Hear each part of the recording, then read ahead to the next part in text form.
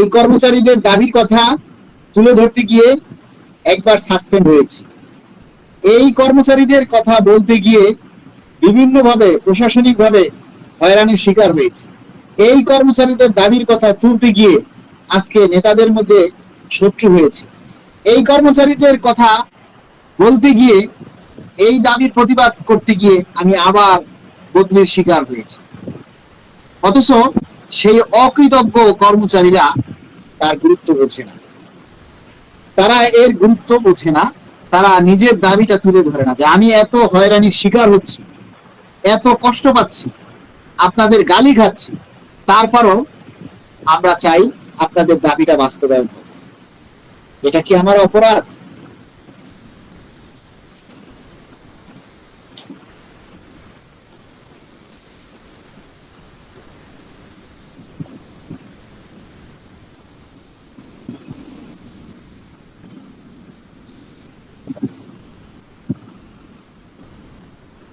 ধন্যবাদ ভাই, আপনারা সবাই ভালো থাকেন। যেহেতু লাইভের লোক নেই, আর যারা আছেন তারাও কেউ কমেন্ট করছেন না। আমার একা একা বকবক করতে, কথা বলতে আসলে ভালো লাগতেছে না। সরকার তখনই আপনার গুরুত্ব দিবে যখন আপনি দাবিটা এককভাবে, মানে সম্মিলিতভাবে সবাই তুলে ধরবেন। আপনারা কেউ দাবি করবেন না আর সরকারের কাছে 100 ভাগ মূল বেতন এক ধাপে চাইবেন, আর এটা বাস্তবায়ন হলে 22 লাখ পরিবার সবাই একসাথে খাইবেন, কিন্তু দাবিটা কেউ তুলবেন না। আর সরকার আপনাদেরকে হেঁটে হেঁটে বাড়িতে গিয়ে মূল বেতন 100 ভাগ দিয়ে আসবে, এই আশায় ঘরে বসে ঘুমিয়ে থাকেন। ধন্যবাদ।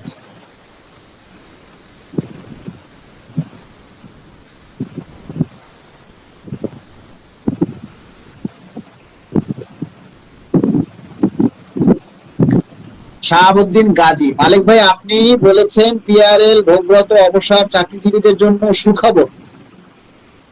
কবে বলছি, কোথায় বলছি একটু দেখান তো। আমি যে চাকরিজীবীদের জন্য সুখবর একটু দেখান তো। আপনি অন্য একজনের পোস্ট হয়তো আমার ঘাড়ে চাপিয়ে দিচ্ছেন, মানে সব দোষ আমার। আমার জীবনে তো আমি এরকম কোনো পোস্ট করিনি যে অবসরপ্রাপ্ত এবং চাকরিজীবীদের জন্য সুখবর। এই পোস্টটা কবের, কোন সালের একটু দেখান তো আমাকে।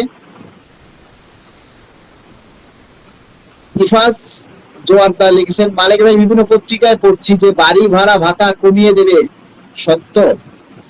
জানি না, পত্রিকাকে জিজ্ঞেস করেন, আমরা তো এরকম কোনো খোঁজ পাইনি।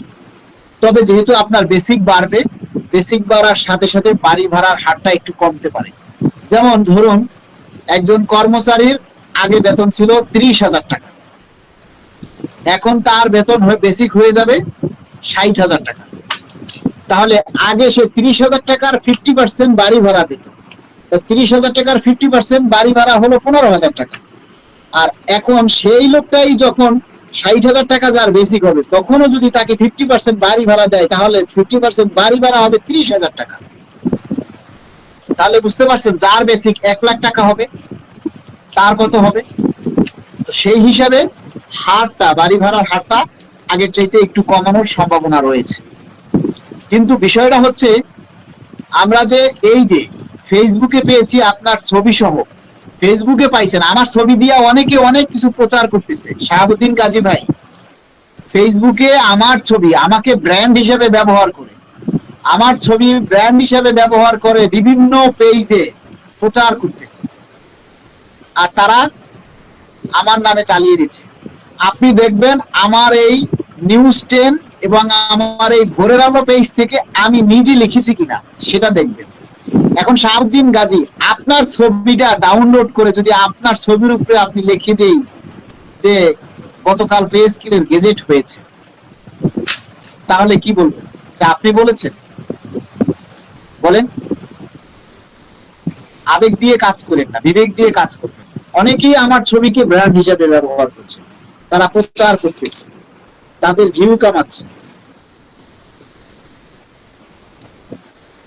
রাফি ভাই আসছেন, ভাই মিডিয়া প্রচার করতেছে ভাতা নাকি এখনকার তুলনায় নতুন পে স্কেল পেলে বিভিন্ন ভাতা কমিয়ে দিবে। জানি না, আমরা এরকম কোনো কিছু এখনো পাইনি, বুঝছেন। সবচেয়ে বড় কথা হচ্ছে, আমি এখন আর এই মিডিয়ার কোনো কথায় বিশ্বাস করি না, এগুলি সব গুজব, আন্তাজে কথা। আপনাদেরকে বলেছি যে ভাই এই যে মিডিয়ারা যে প্রচারগুলি করে, কাটপিস তৈরি করে, ফটোকার্ড দিয়ে বিভিন্ন তথ্য লেখে, এগুলি আপনারা দেখেন না। এই যে লাইভে এসে বকবক করতে আসি, এগুলি প্রচার করতে পারেন না, এখানে কমেন্ট করতে পারেন না। আপনারা ওই সাংবাদিকদের ওই ভুয়া নিউজ দেখে সেখানে কমেন্ট করেন, সেগুলি প্রচার করেন, আর সেইগুলির তথ্য আমাকে জিজ্ঞেস করেন। তাদের উত্তর আমি কিভাবে দিব? আপনাদেরকে বলেছি যে আপনারা কোনো মিডিয়ার অনলাইনের কোনো নিউজে আপনারা কেউ লাইক, কমেন্ট, শেয়ার কেউ কিচ্ছু করবেন না। আপনারা নিজের দাবিটা নিজে প্রচার করেন। আমরা এই যে আপনার দাবির কথাগুলি তুলে ধরছি, এগুলি প্রচার করতে পারেন না। এই যে আমরা বলতেছি, এতবার বলতেছি যে শতভাগ মূল বেতন একবারে চাই, এই কথাগুলি আপনারা প্রচার করতে পারেন না। এগুলি কি আমার একার কথা? আপনার কথা না? যদি আপনার কথা না হয় তাহলে প্রচার করার দরকার নেই।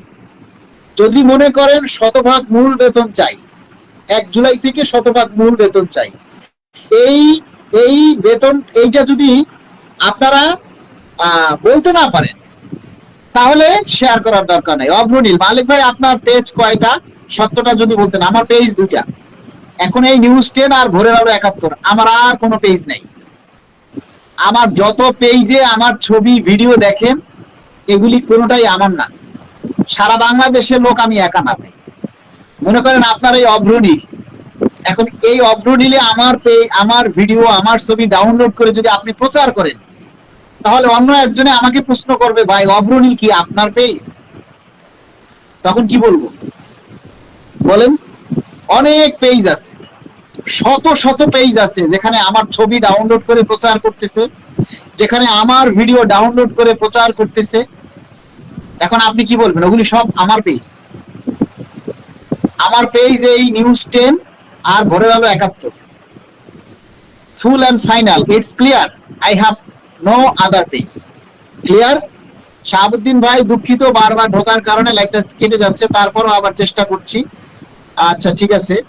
আমার মানে লাইভটা করতে ইচ্ছা করছে না, এখন আর কথা বলতে ইচ্ছা করতেছে না।